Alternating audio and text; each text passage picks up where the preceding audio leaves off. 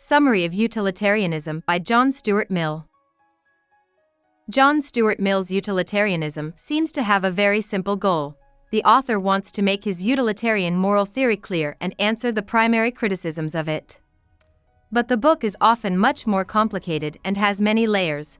Mill talks a lot about other important ethical systems, like Kant's deontological ethics and Aristotle's idea of virtue. He believes that utilitarianism explains these systems' main ideas even better. This is most clear in the beginning, where Mill says that ethics has been thought of as an important subject for a long time, but thinkers haven't been able to agree on much of it. He thinks this is because they haven't made the first principles of their moral views very clear. They give a lot of second-level advice on how to act, but they never talk about the theory of moral worth that these second-level advice is based on. Mill thinks this theory of value is pretty easy to understand. Happiness is the only thing that matters, for everyone, not just thinkers. This concept is at the heart of all moral theories, but only utilitarianism is based on it from the start. Mill gives an outline of the utilitarian theory in the next chapter. Basically, utilitarians want to increase usefulness, which means making as many people happy as possible. There are two parts to happiness: pleasure and the absence of pain. And happiness is the only thing that is good in and of itself. This means that something is ethically right if it produces happiness and bad if it produces the opposite of happiness. This doesn't mean people should spend their whole lives seeking pleasures in their bodies. Mill believes that the refined pleasures of the mind and emotions are better by nature, as shown by the fact that all or almost all people who have experience of both types of pleasure give a decided preference to the refined ones. Because people's minds and emotions allow them to access unique experiences and pleasures, it is better to be a human being dissatisfied than a pig satisfied. This means that critics of utilitarianism are wrong to say that it takes away people's dignity or makes them indulge in pleasure-seeking. In fact, very few people are truly happy. Many don't have the chances to fully develop their minds or follow their hobbies, and of course, it will always be impossible to get rid of all of life's problems. But utilitarians care about happiness, not satisfaction, and making the world as happy as it can be doesn't mean fixing all of its problems. Mill doesn't think of a happy life as a continuity of highly pleasurable excitement, as some critics of utilitarianism do. Instead, he sees it as a life of few and transitory pains, many and various pleasures, and having the right hopes and knowledge of the world. To be happy, people can either live calm and uneventful lives, which minimizes pain, or seek out fun and interesting events, which maximize pleasure, or they can find a mix between the two. People who are selfish or don't develop their minds will never be happy, no matter how good things get. Mill actually said that education and individual rights are much more important to happiness than money and rank, and that all countries should try to protect these for their people. It's like snowballing when you teach people to care about the happiness of everyone else. Sense of fairness and care for others become an established standard of law and public opinion. In this chapter, Mill also refutes a number of popular complaints and wrong ideas about utilitarianism. Some people say that sacrificing oneself is better than seeking one's own happiness, and Mill agrees, but only when sacrificing oneself leads to more happiness overall. This is because sacrifice would not be needed if everyone could easily pursue their own happiness. Mill agrees with those who say people can't always think about how their actions will affect everyone else in the world. Most good actions, he says, are only done for the good of a few people and don't affect most people. Only politicians and public servants should be constantly thinking about that group. People say that utilitarianism is godless, but Mill says that God wants everyone to be happy. He says that people who think they can't know what will happen when they do something should look at history to get a general idea of what to do. The next two chapters are where Mill talks about two important side issues of utilitarianism. In Chapter 3, of the ultimate sanction of the principle of utility, Mill asks what binds utilitarian feelings together for good. That is, once he knows that promoting happiness in general is a good thing, he thinks about what makes people act in ways that promote happiness. Mill comes to the conclusion that internal sanctions, such as shame from others or punishment from God, are much more important than external sanctions. He thinks that societies should support and grow these internal sanctions in order to get everyone interested in justice and the common good. Mill asks in Chapter 4 how one can show that a moral theory like utilitarianism is correct. This basically means showing utilitarianism's main claim, which is that happiness is the only and best thing that people want. Mill says, the only proof that a sound is audible is that people hear it. Similarly, he says, the only proof that something is desirable is that people do actually desire it.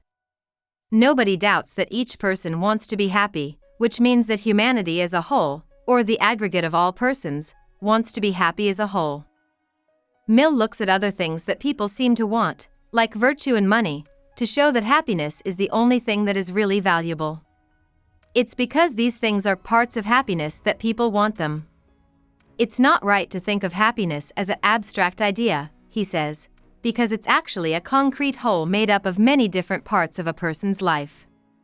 He then comes to the conclusion that everything people naturally want is either a part of happiness or a means to happiness. This shows that happiness is the only thing that is truly desired, proving the central claim of utilitarianism. Mill asks what utility and fairness have to do with each other in the fifth and final part. He says this is important because people often use their sense of what is fair and right as a case against utilitarianism. He asks, how can people just think about consequences when they often feel they have to act to do what is right and just? Aren't some things, like punishing harmless people or taking away their rights, just plain wrong, even if they lead to good results in the long run? Don't people's moral feelings about what is fair and unfair lead them to what is naturally good or bad? If so, utilitarianism isn't needed. In fact, Mill agrees that moral right and what feels fair to you don't always match up. It's important to remember that what the law allows or doesn't allow is not always the same thing. That being said, he insists that this is not because moral feelings themselves show what is good and bad, but because these feelings come from deeper, more utilitarian instincts. People's sense of justice shows them what is good for the group and what is bad for it. People are right to think it is socially wrong to abuse other people's rights, like when you take away their property or freedom without a good reason, even if it helps you in the short term. Even if they do some good, these kinds of violations hurt people's trust in the law, sense of safety, and sense of fairness, which is always bad for everyone's happiness in the long run. This doesn't mean that breaking other people's rights is always okay.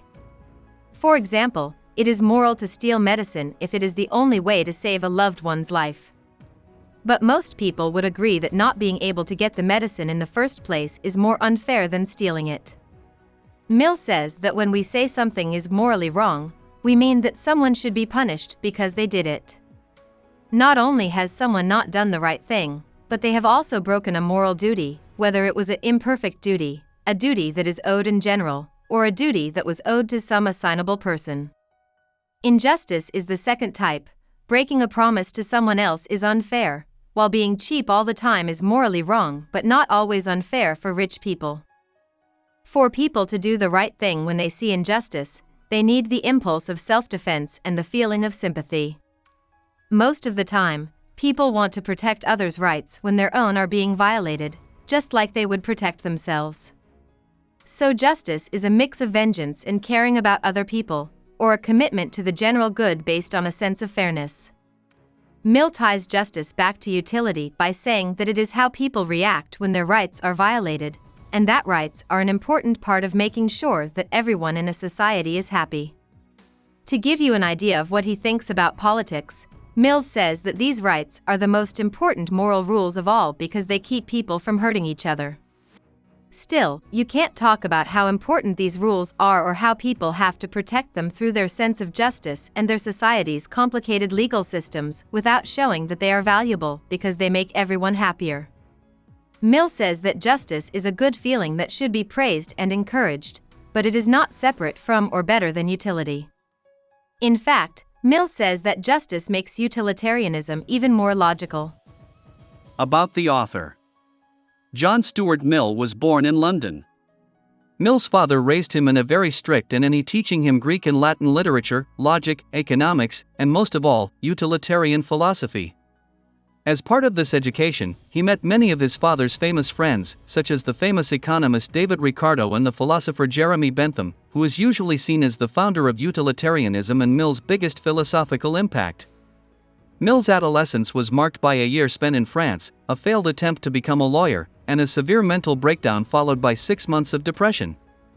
He realized that he would be bored and unhappy if he could fix all the world's problems, in part because he was tired from his hard, overly analytical upbringing.